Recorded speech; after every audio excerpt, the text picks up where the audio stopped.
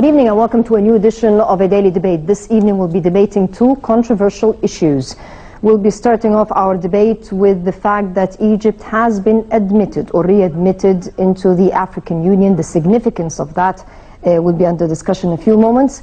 And a vital sector in Egyptian economy, tourism, in a way one of the major sources of income for Egypt, will be under discussion this evening in a separate segment. Before we do so, we'll be taking a look at the news that made headlines for the day. And starting off with President Abdel Fattah al-Sisi met on Wednesday with the Minister of Housing, Mustafa Madbouli. During the meeting, they discussed redrawing the new borders between the country's governorates and future plans for roads in Egypt until 2035. Earlier, Minister of Local Development Adel Labib said on Wednesday that studies are underway to redraw borders between the country's governorates. The redrawing of borders would increase the number of governorates in addition to increasing the provinces. The minister said in a press conference that the president gave him orders to process the redrawing of borders between the governorates and that it should conclude as soon as possible, adding that a special attention will be given to the development of Upper Egypt, Sinai, New Valley, Halayib and Shalatin areas. And in a separate development, Prime Minister Ibrahim Mehlib ordered a quick solution to deficiencies in the emergency departments in hospitals. The Premier also ordered the increase of the number of doctors and nurses serving as well as security personnel. Mehlib confirmed that the government working to provide appropriate health care to all Egyptians. The Premier said that there is a need for a team to follow up and assess the standard of services provided in hospitals and submit a weekly report. And Minister of Agriculture and Land Reclamation, Dr. Adel El-Biltagi, said that the President pays greater attention to the projects of reconstructing Sinai and solving any problems facing citizens there. The newly appointed minister said in a press conference that the new government will carry out a number of major national projects in Sinai, noting that around 200,000 feddans are going to be reclaimed in the area. And Foreign Minister Sameh Shukri arrived in Jeddah on Wednesday in his first trip since taking office. Shukri addressed the meeting of the 21st session of Foreign Ministers of the Organization of Islamic Cooperation. In his speech, he addressed the situations in Syria, Libya, Iraq, and the Palestinian territories. On the sidelines of the meeting, he met with the Palestinian President Mahmoud Abbas. The Foreign Ministry spokesman said the meeting tackled the latest developments in Egypt, as well as steps taken to implement the political roadmap drawn after the June 30th revolution. During the meeting, Arab foreign ministers confirmed their country's support of Egypt.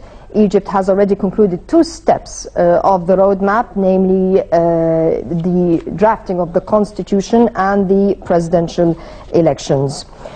Shukri also congratulated President Abbas on the formation of a national reconciliation government and invited him to visit Cairo. The talks also covered stalled Palestinian-Israeli peace talks. On the sidelines of the summit, the Egyptian foreign minister also met with his Iraqi counterpart to discuss the latest developments in Iraq. And the Cairo Criminal Court postponed to July 6th the trial of former President Hosni Mubarak, his sons Gamal and Alaa, former Minister of Interior Habib al-Adli, and 6 of his aides, as well as fugitive businessman Hussein Salim. The court decided to postpone the trial to continue the hearing of the defense lawyer of the former Assistant Interior Minister, General Ismail al-Shair. The defendants are accused of killing protesters during the January 25th revolution. And in a separate incident also with the trials in Egypt, earlier today the Cairo Criminal Court issued the verdict of a life sentence to 12 out of the 23 of those accused in killing Major General Nabil Farag in the tragic Kirdasa incident. The papers of the 12 have been submitted to the Mufti, where he will actually be confirming their death sentence. We'll be starting off with Egypt being readmitted to the Organization of African Union. The significance of such a step and the timing will be under discussion in a few moments, so please stay with us.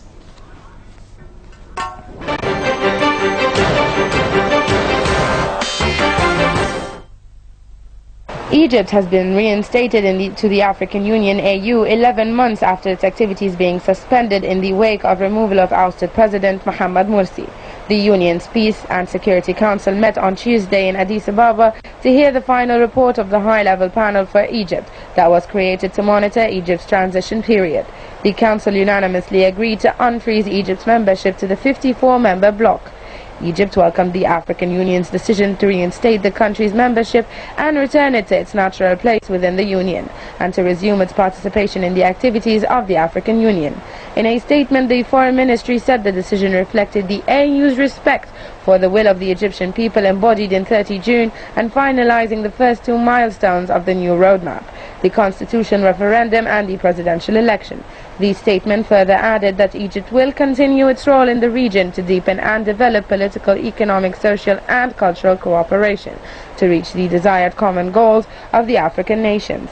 The Foreign Ministry highlighted that the coming period would witness further deepening and development of the existing cooperation to achieve common goals and aspirations of the African people, and further strengthen communication among them. The statement said that Egypt had never been far from the worries and concerns of its African brothers during the suspension. Tuesday's AU decision comes after almost a year of Egypt being suspended from the AU, citing a need to restore constitutional order. Egypt has made moves to strengthen ties with African nations with an emphasis on development cooperation. Former Foreign Minister Nabil Fahmy established the Egyptian Agency for Development Partnership in August 2013 to work with African nations in areas such as health, education and irrigation. In January, the high-level panel headed by Alpha Omar Konaré, former president of the Republic of Mali, affirmed the correctness of the July 2013 decision to suspend Egypt's activities within the Union when it presented a progress report to the PSC. The three-man panel visited Egypt 3 times since the suspension was put in place.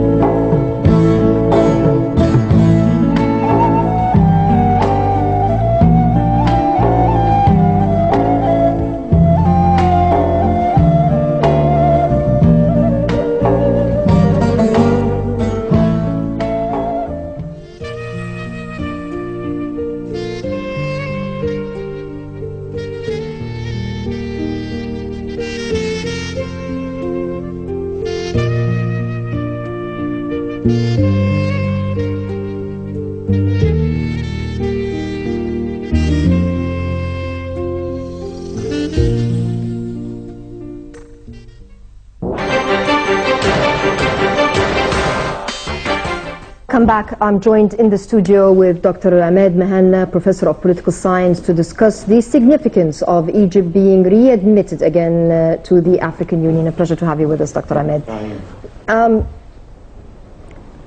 A year ago, we were taken out, to put it diplomatically.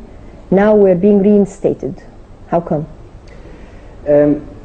In a previous episode, I analyzed the situation, and I said that I don't think the decision of the Peace and Security Council, the African Peace and Security Council, was really taking that decision thinking that it's a military coup. I think it was a warning to the military officials not to try this in the African continent, on the African countries.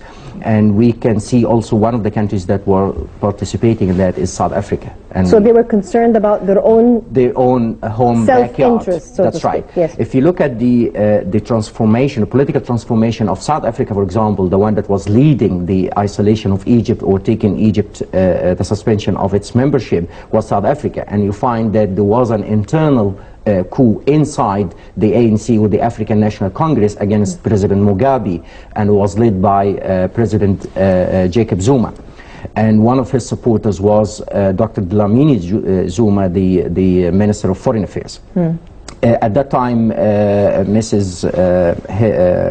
Mona Omar was the ambassador of Egypt in South Africa. So I don't think that it was really aimed at Egypt, and the reinstatement of Egyptian membership in the African continent was obvious. It was just a matter of time, because they know that Egypt has always participated in the development and renaissance of the African continent, and is always need of the African troops to contribute in the peace and security and stability of the continent. The fact that we're back in, how will this affect certain critical files between us and Africa, and maybe topping those files would be the water issue?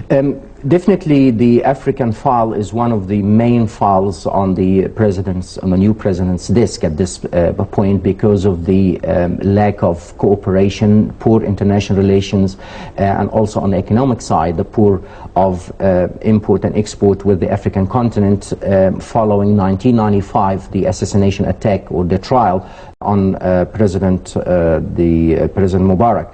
And I think since that time, our relationship with the African continent has really degraded or deteriorated very much. I think the reinstatement of the Egyptian membership in the African continent ensures and also proves that Africa needs Egypt, and Egypt is one of the main pillars that always contributed to the development of the continent.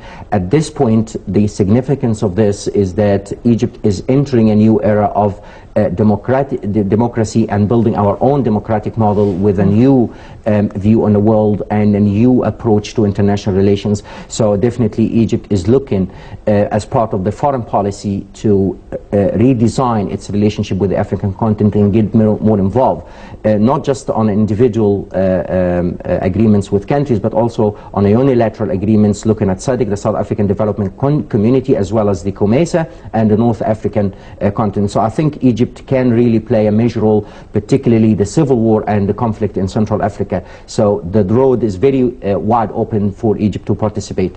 In the previous years, South Africa, with the absence of Egypt since 1995, South Africa was having a free ride in the African continent, economically, politically, and socially, and enforcing a lot of agreements with them. So at this point, Egypt is going to gain or regain its position, and the main file that we all worried about is the Renaissance Dam with Ethiopia. And what contributed to that is the negligence of the Egyptian government to the relationship with Africa and the isolation that really took place after 1995. With the reinstatement of our membership in the African continent, definitely is going to affect the High Dam and is going to give Egypt the power to negotiate. Will Israel allow this issue to slide? I mean, it played, while we did not play our role. Yeah, Israel played a different role. Absolutely. Israel is not going to allow it, and I have a personal view on this. It might actually, throughout the day, it might be correct, might be wrong. But I think that, I don't think Israel will want to affect the quota of our water. What they want is water. So what I think they're doing now with Ethiopia is have the tap in their own hand. Our quota, or our part is 58 billion cubic meter. They're going to give us that. But they're not only going to give us that, they're going to give us probably 80. We're going to get our quota, and the rest is going to go to Israel, because Israel doesn't have a need to a profit.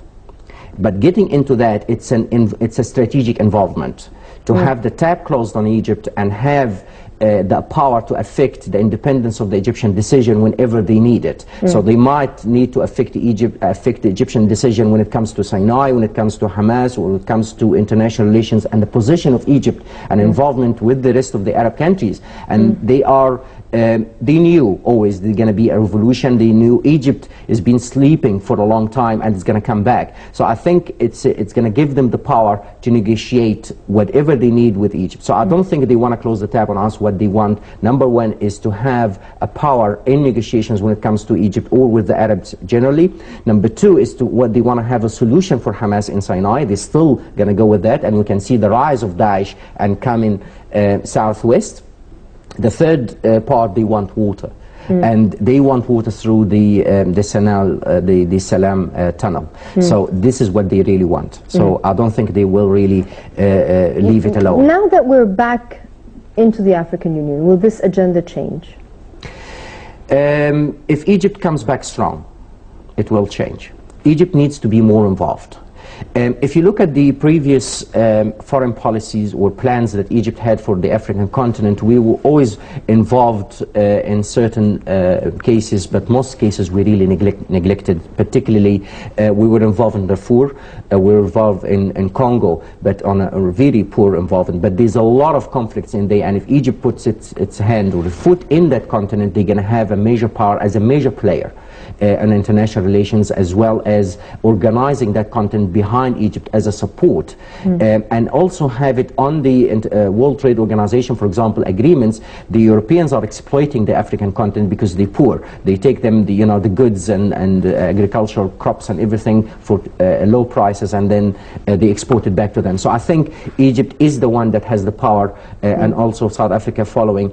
If Egypt is able to organize the African continent in a row that has a political power against all powers, whether in Europe, United States, or Eastern Africa, Eastern Asia, I think Egypt is going to be the leader of that continent. But it needs a change on how we view Africa and deal with them on a win-win situation. You don't think this has changed? I mean, with President Abdel Fattah al-Sisi in office? Definitely. They could see Egypt coming back. So that's what I mean. So he's the start of a new policy. So we need to continue doing that. We need to get involved in a lot of files. There's civil wars in a lot of countries. There is terrorism problems in Nigeria.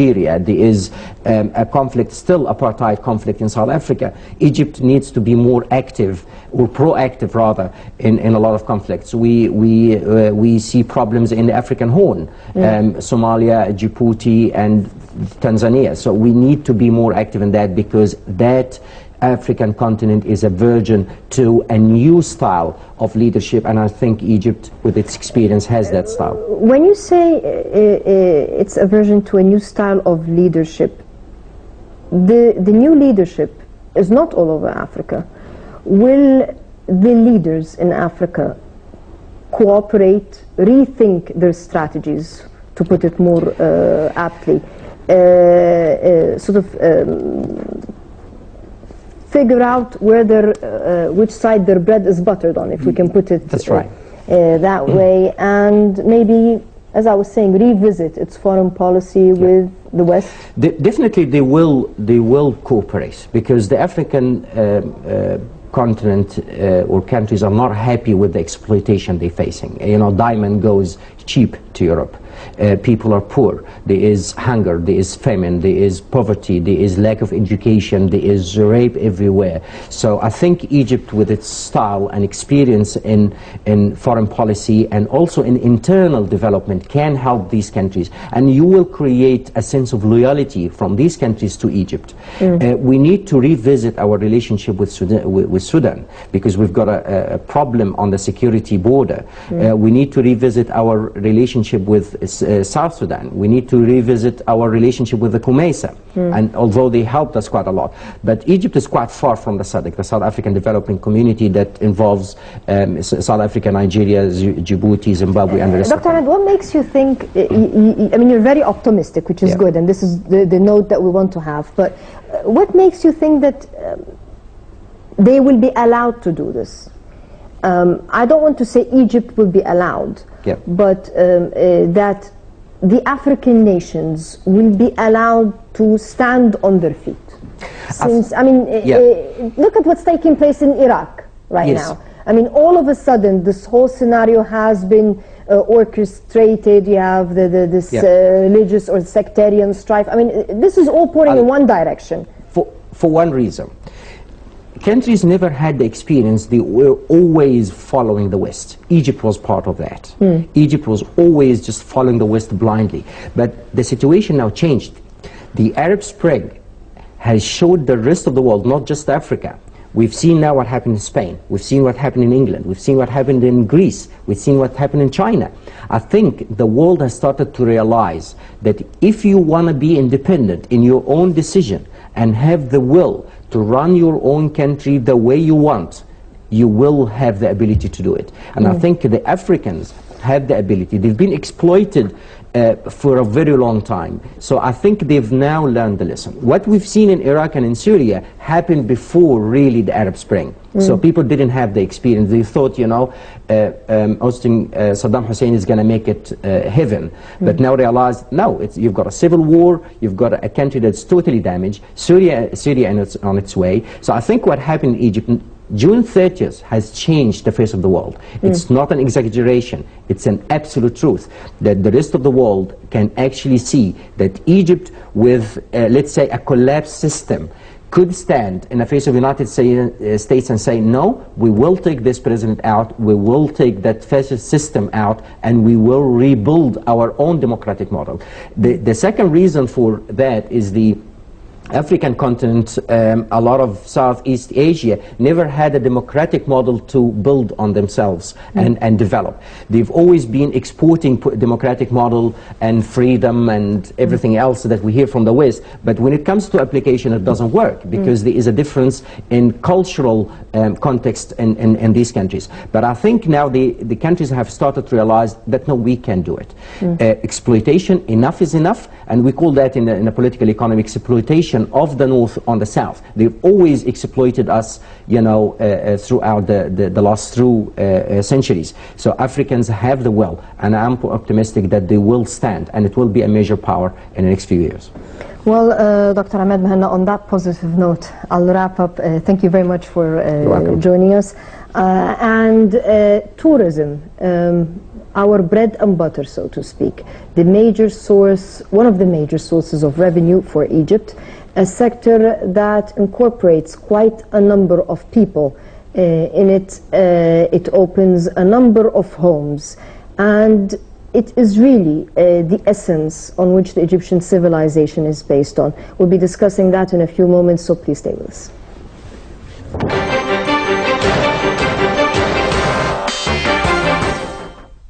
Tourism facilities in Egypt have been informed of subsidy reductions in the new budget since January. Some economic experts say the reduction will create a shock within the tourism sector when it is first applied, but conditions will stabilize by the start of the next winter season. Slightly higher prices are expected due to fewer tourist destinations other than Egypt in the winter season. The postponement of tourism sector debts for electricity, insurance and water to the end of 2014 will help facilities and tourist hotels pay costs of products and services with reduced subsidies. Reducing energy subsidies in the new budget is linked to rising prices for tourism services, which leads to a decline in restaurants and hotels for a short period of time.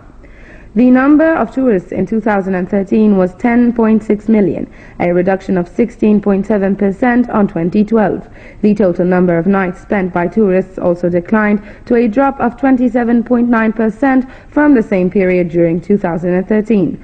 Revenues fell by 37%, falling to $5.6 billion in 2013. Floating hotels have experienced a decline in revenue since January 2011, about 90%, and the reduction in subsidies will lead to the closure of many tourist facilities. Experts say there will be no economic harm done to the sector should subsidies be reduced in the new fiscal year's budget. Meanwhile, the Tourism Ministry signed a cooperation protocol with search engine Google at the end of May to promote 15 types of tourism in Egypt. Chairman of the international tourism sector, the General Authority for Tourism, Ahmad Shukri, said e-marketing for tourism to Egypt is a great way to increase its presence within markets and also to attract new tourism demographics to Egypt, especially young people. According to Shukri, Egypt aims to attract 2% of income